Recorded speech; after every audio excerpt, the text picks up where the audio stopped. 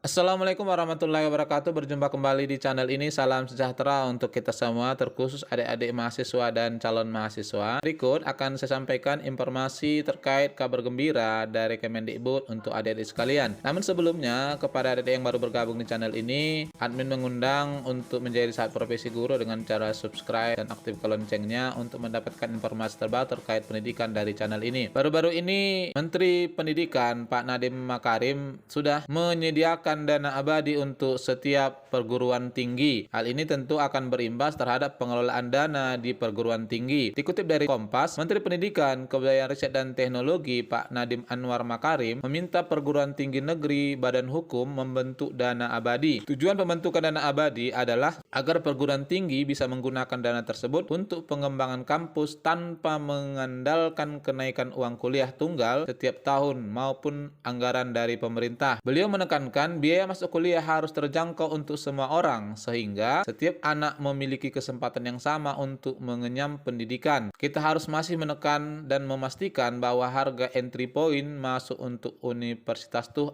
affordable atau terjangkau untuk anak-anak kita, ungkapnya. Jadi kita nggak bisa terus naikkan UKT, kata Pak Nadiem saat acara Merdeka Belajar di Senin semalam. Nah, hal ini tentu saja berimbas terhadap penyesuaian uang UKT ya untuk mahasiswa atau setidak-tidaknya untuk calon mahasiswa. Pak Nadiem tidak memungkiri pengembangan kampus hanya mengandalkan biaya dari dua sisi, yakni anggaran pemerintah pusat dan dari mahasiswa melalui kenaikan UKT. Menurut Pak Nadiem, hanya sedikit kampus di Indonesia yang mengandalkan sektor swasta dan kerjasama internasional maupun donasi dari para alumni. Kita harus semua bergerak serentak, termasuk dengan dukungan pemerintah mendukung inisiatif ini, biar kesadaran Bapak Ibu sebagai pimpinan perguruan tinggi menyadari bahwa fundraising di luar dari sektor pemerintahan ataupun dari mahasiswa begitu penting, ucapnya. Adapun untuk membentuk dana abadi, setiap perguruan tinggi negeri nantinya akan diberikan dana awal sebesar 6 miliar rupiah. Dana ini merupakan dana alokasi dasar tanpa perlu performa kinerja perguruan tinggi.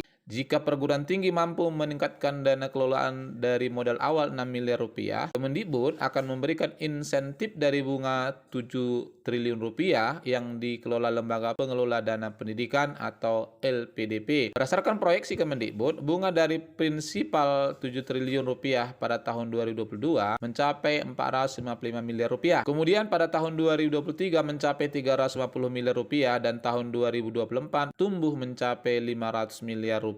LPDP disebutnya sudah menyiapkan dana abadi sebesar 7 triliun rupiah yang akan disalurkan kepada PTNBH yang berhasil menggalang dana dari masyarakat. Jadi, kita mendorong perguruan tinggi kita untuk membuat dana abadi sendiri, tuturnya. Bunga akan diberikan sesuai dengan seberapa besar peningkatan dana abadi yang dikelola dari tahun lalu dan tahun berjalan. Kemudian, seberapa besar imbal hasil atau return yang didapat perguruan tinggi. Pak Nadiem bilang besaran insentif juga akan berdasarkan jumlah dan jurusan mahasiswa yang terdaftar di perguruan tinggi negeri berbadan hukum tersebut. Bukan cuma mahasiswa ya, tapi mahasiswanya di bidang mana. Misalnya humaniora dibandingkan dengan saintik, kita tahu kos atau biaya kira-kira sains per mahasiswa itu 1,5 kali lipat karena infrastruktur yang dibutuhkan dan lain-lain. Itu menjadi konsiderasi besaran insentif, jelasnya. Jadi inilah barangkali ya, dengan adanya sumbangan dana dari pemerintah untuk setiap PTN sebesar 6 miliar dan PTN berhak mengelolanya, maka kemungkinan besar akan berimbas terhadap penyesuaian UKT setidak-tidaknya untuk mahasiswa baru. Barangkali ini yang bisa saya sampaikan, semoga bermanfaat. Wassalamualaikum warahmatullahi wabarakatuh.